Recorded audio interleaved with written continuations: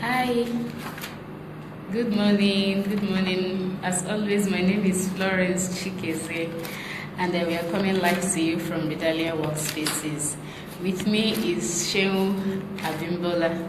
Shehu is a serial entrepreneur with 20 years, almost 20 years experience in entrepreneurship. He started way back in high school, and he's also a writer, an author, and he owns a fashion house of Greg.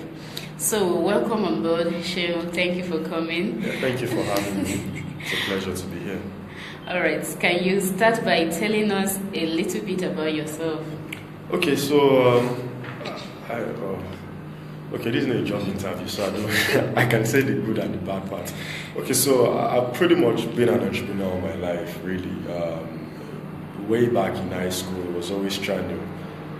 Back then, we didn't know it as added value. For us, back then, it was just about we're trying to make money. But I guess that was good training ground for me in terms of being able to provide a product or a service in exchange for money from other people.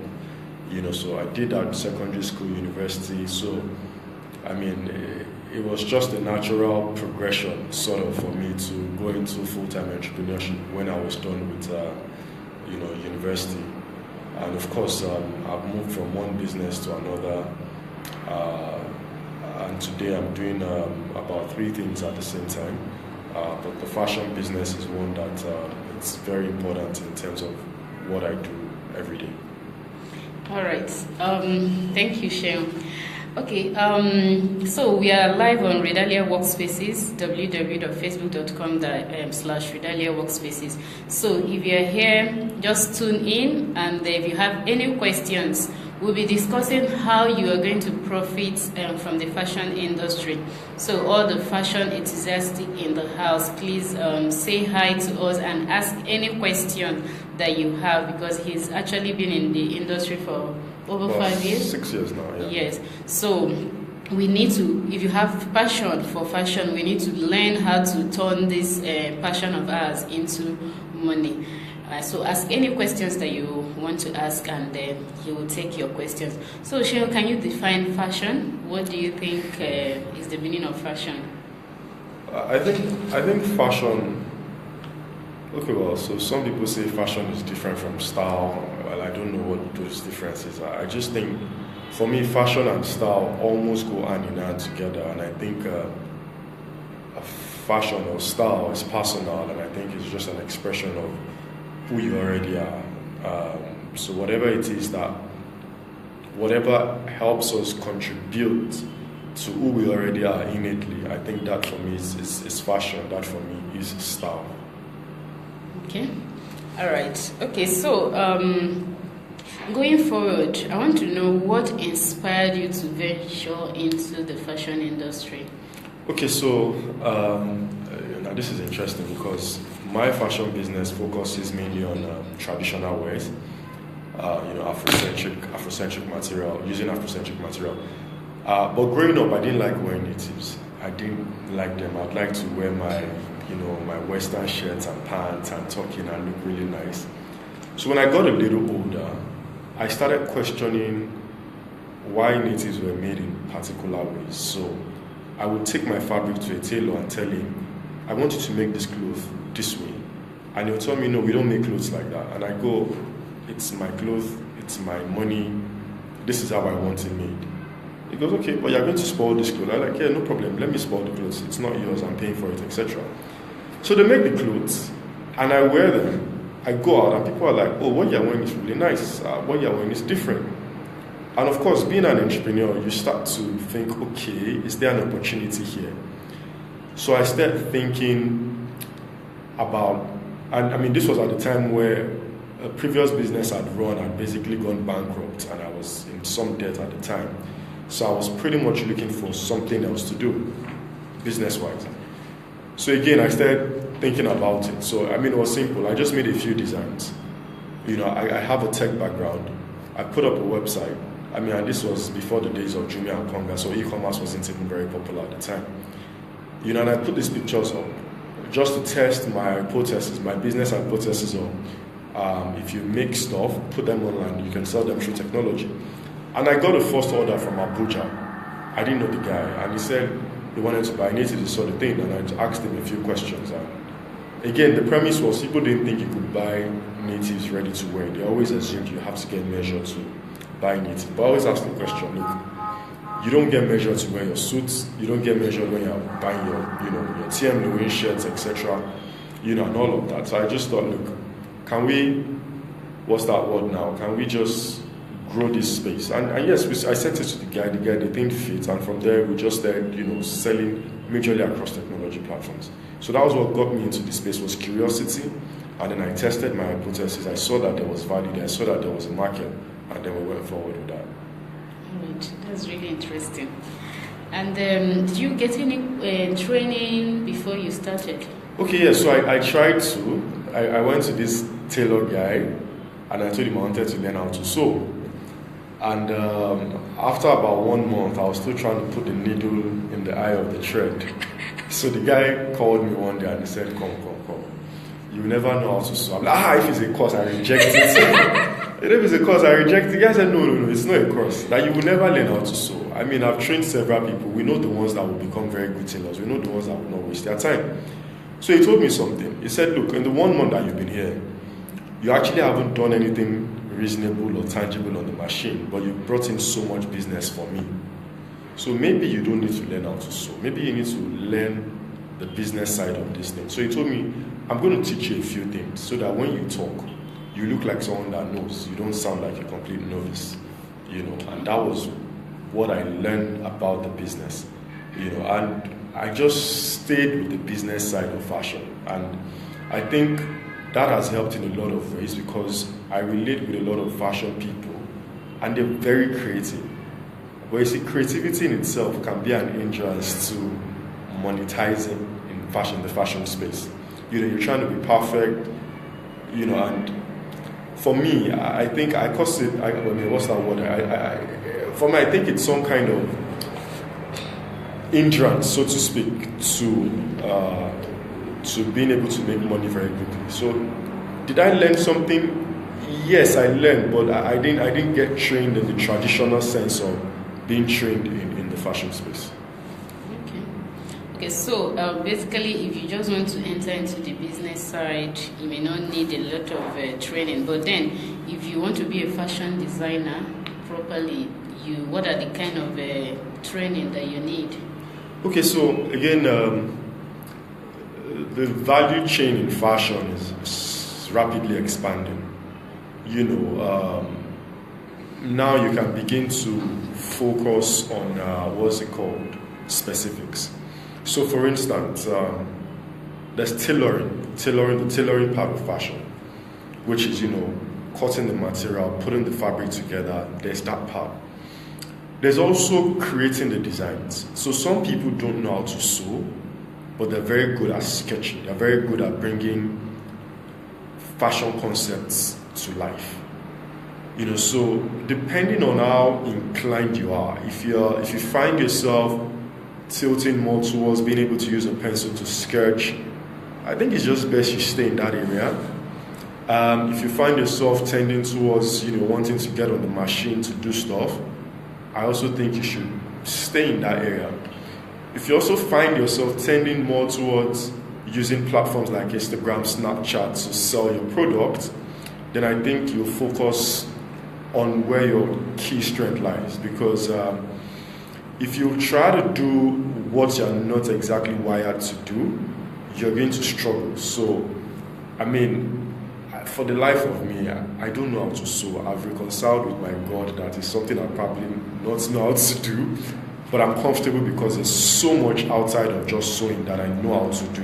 Even if you don't know how to sew, you actually know what it entails to sew. Like you look at the person, you know what size the person can wear, and you also know like a good tailored dress when your designers are working. Oh yes, there's also fabric as well, which is very, it contributes a major factor. So for instance, you might not know how to sew, you might just know how to pick out very good fabric, because there's no point you do a very nice dress, the fabric is substandard. So even the art of picking fabric is also, I mean, being able to look at a fabric and just imagine, oh, this fabric would be useful for something like this. This would be good for something like this. Again, it's value in itself. So I mean, if you don't know how to sew, if you feel so inclined to learn how to sew, please go ahead. Even though I'm sort of like on a personal campaign to kind of dissuade people from learning how to sew. So we will be making our dresses if you dissuade them from learning how to sew. There are people who will learn how to sew, and we need to understand the value chain of this thing. I mean, I take Nike as an example. In their early days, they were not even manufacturing their shoes. They just focused on designing and marketing their shoes. I mean, it wasn't like production wasn't a major part of what's it called, the value chain. It was, but they looked at their strength. So, I mean, if you can come on Facebook Live, if you can get on YouTube and watch this thing, you are a certain kind of person. And, so, I mean, without trying to downplay any, spectrum of the value chain, there are higher places in that value chain that we can play. And a simple example is this. You do a nice dress, and a nice store sees it and they tell us, give us 200 units of this dress. If you sew yourself, how long is it going to take you to get 200 dresses out? Even if you are doing 200 days. Maybe 200 days. Okay, maybe you work hard, maybe 100 days, you are doing 2 per day. And I'm sure in between you are going to land in the hospital. I'm absolutely certain of that. Yes. So that's the angle I look at it from. Again, it's important to know what part of the fashion space you want to play in. And fashion is way more than just clothing. But since we're speaking specifically now about technical skills, and it doesn't matter if it's clothes or it's shoes or it's accessories or it's bags, you need to consider, okay, am I doing bespoke? Am I doing fast fashion? Am I doing off the shelf? So if you're doing bespoke, so you know that, okay, if I make, maybe 3 handbags in one day, okay, I can compete with, I don't know what, Chanel prices and all of those prices, so it's worth your time. But if you want to sell 500 bags in a month, there's no way you're going to be able to make by yourself 500 bags in a month. Really, but then the thing is that if you also don't know how to sew, you're going to be having problem, because I think that these artisans, they are really very difficult to keep. Yes, there was one day I said, I don't know if I had a gun, I don't know what I'll shoot first, my mechanic or my tailor. But the two of them give me a headache.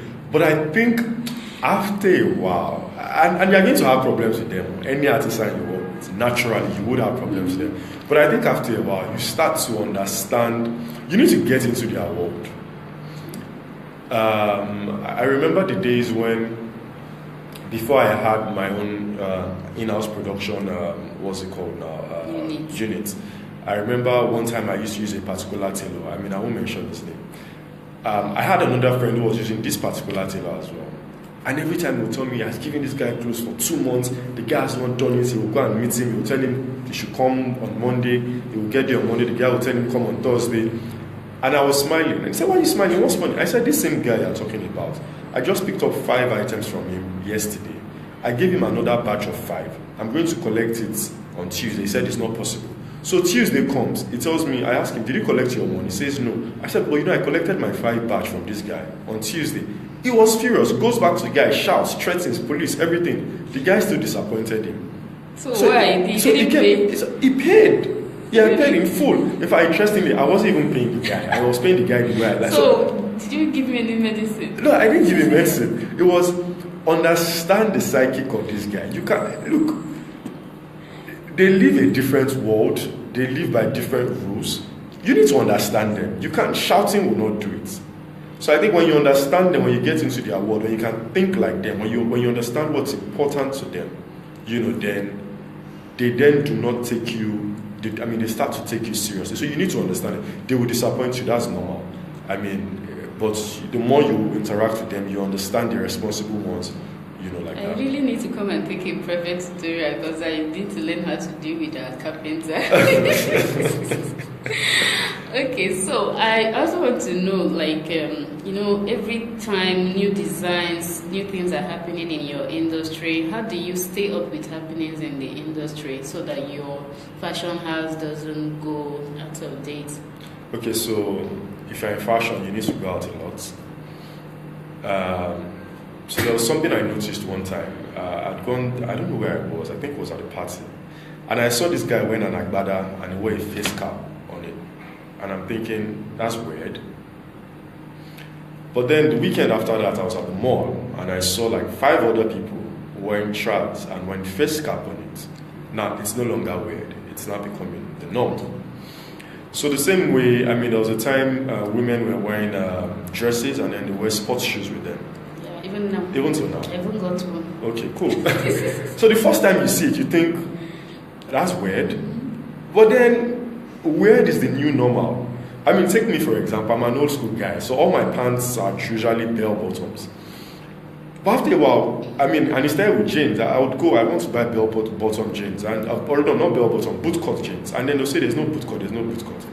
But you know, because I have a tailoring outfit, I could still sew pants that were boot cut. But after a while, I started having to wear straight cuts.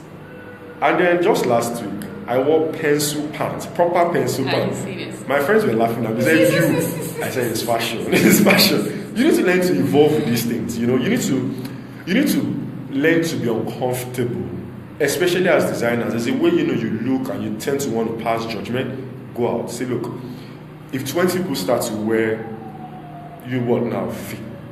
natives with face cap, they're not weird. It's the norm. And you also need to watch music videos because the music videos also drive trend. You need to go on the social websites. I mean, there's Bella Niger, there's all of those things. Go there, go look, go to the mall, sit down. I mean, during the festive period, I just went to the mall, sat down in the vintage position, and I was watching what were people wearing. You need to learn those things quickly so that you can add that into your collection if you are not already late to the party. Okay, that's good. So maybe sometimes I have to pay more attention. Oh yes. Now to the main discourse. What are the ways that a novice like me, because I've spent so much money on fashion, I want to start making my money back. Okay. What are the ways that people can key into the fashion industry? What are the investment opportunities that one can get into? Fashion. Okay, so I wrote a few things down when I got the topic we're going to talk about. So I mean, I'll run through them quickly, and then feel free to ask me to delve into any of the areas. So in fashion, there's trading, and under trading, it's interesting that the person who does what we call what's that word now? I think they call it okrika, bend down select. That person is also in the fashion business, like it or not. In fact, that person might even be competing with you, in that fashion space. So there's trading, and there's trading of used clothes, there's trading of new clothes, there's trading of products you make, there's trading of products other people make as well.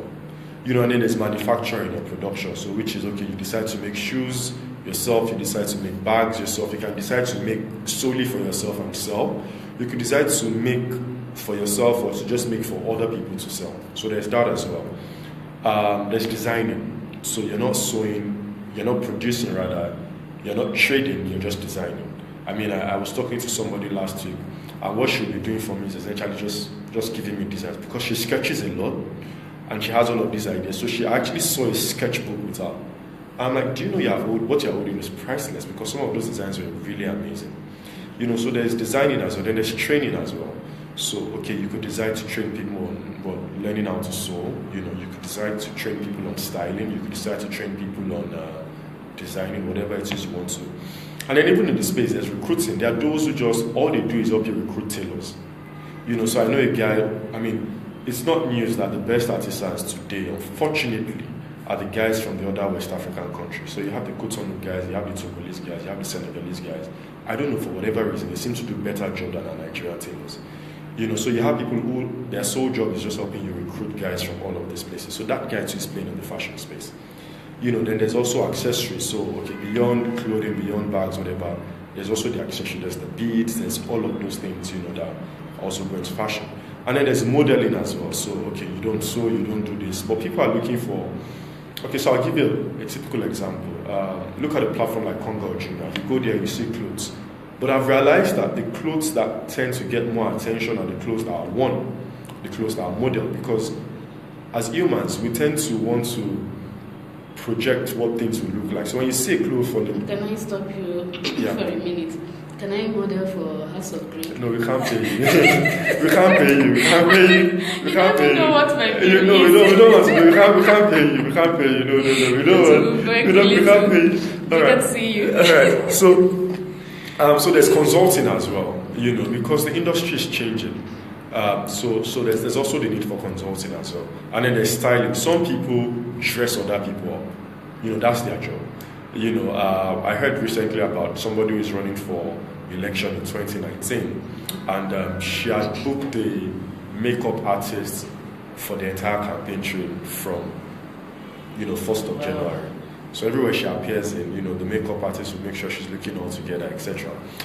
And when I heard it, I said that kind of person also would have a wardrobe consultant, because there's a way you need to appear to the public. There's a way, and then if you think these things are small issues, when you look at world leaders, maybe when they gather at the G20 summits, etc., look at the way they dress. I'll tell you, most of them appear in pinstripe navy blue suits with white shirts. And there's a reason for it. Pinstripe suits make you appear powerful, especially when one with a white shirt. So it's not a mistake. It's deliberate. So if they are paying attention to that, it shows there's an industry there. And even in Lagos, even in Nigeria, there are people who, when they step out, they must be, looking very well put together. And these guys are so rich, very wealthy, they don't have time for all of that. So somebody needs to be thinking about that space for them. And then there's also blogging. I think Bella Nigeria, for instance, is built around this concept of blogging about fashion, etc. And look, there's money to be made in that area. And then there's also platforms. So what I mean by platforms is, so if you look at the Lagos Fashion Week, for instance, that's been organized, has lots of attendance, lots of sponsorship. That's a platform.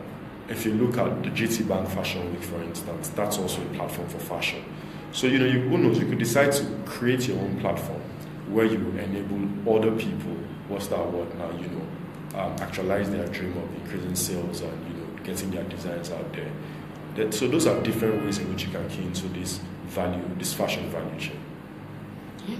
That's interesting. So he has already just dished out 11 ways we can key into this industry and make tons of money. So if you have any questions, still ask your questions. Even if you don't meet us live, put in your questions and we'll get across to him. And again, if you need a ready-to-wear menswear, just send us a mail and we'll also get to him. So we're going to round up by asking you, what are the challenges that you face and what are the challenges that the industry have to face? Okay, so depending on where you're playing, there's no business without its own challenges. Florence here was just telling me that they've been disconnected from Nepal for a couple of days, and everybody knows diesel cost is crazy. So every day brings its own challenges, and especially in an environment like Nigeria, one day is not like the other one for the entrepreneur. So the challenges we face will depend specifically on which space in that in the fashion space you choose to play. But most people, I imagine, would want to go into some form of production. So you're going to face challenges with artisans. You're going to face challenges with quality control. You're going to face challenges with quality consistency. But one of the things you need to know is, look, the same challenges you face, your competition also faces it. So that should give you less headaches, so to speak. So once you understand that, okay, and then whatever challenge you're facing is also not unique to you. There's several other people also facing that challenge. Your tailors might disappoint you. You need to factor that into your operations. What else? Power is always an issue. If you have to work with power all the time, that's an issue. So maybe you get a bigger gym. There are several alternatives to these things, but you must find ways around all of these things. I know sometimes people also owe. It's very prevalent in the fashion industry. I think it's best if you have 5 good sales. It's better than 50 sales that 45 might go bad. Yeah, so you have lots of products out there.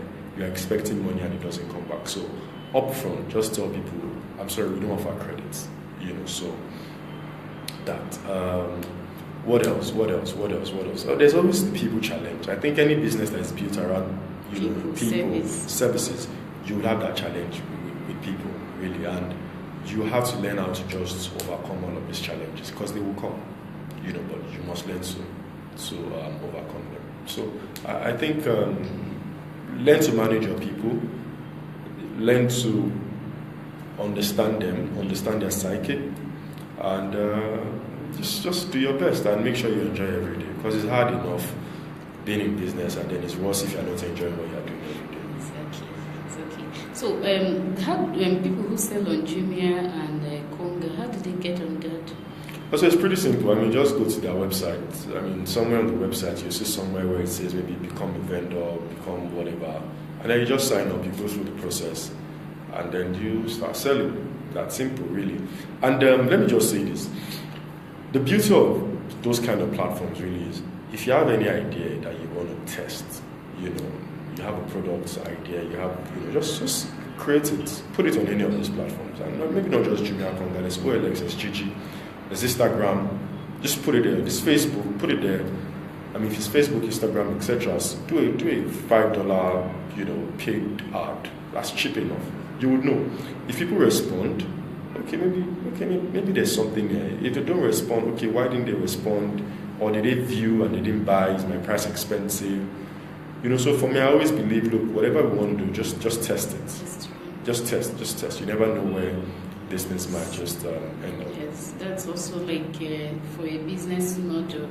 Part of the thing is that you don't just keep thinking about this your idea. You have to validate it. And how do you validate it? People must be willing to pay. And how do you find out that they are willing to pay? You have to go out there and find if they will exchange your money. Yeah. And the way you can do that is for the fashion industry, you can text with Jumia and all these. Jumia, Konga, all of those, Instagram, Facebook. In fact, whatever you do, and most people have Facebook pages, so put it up on your personal Facebook page. Don't even pay, don't even do a sponsor that. Put it on your Facebook wall and say for sale at X amount of money. And see? It's not, don't be excited by the likes. So make sure the likes convert to money. There's no point having 5,000 likes and you don't have 5,000 naira. I'm telling you. The likes need to Okay, convert. so from all the 11 ways that you can profit in the fashion industry, you have to pick one. I've already picked one. I'm going to be modeling for Clothing Lines, and I'm going to start with House of Grey. No problem.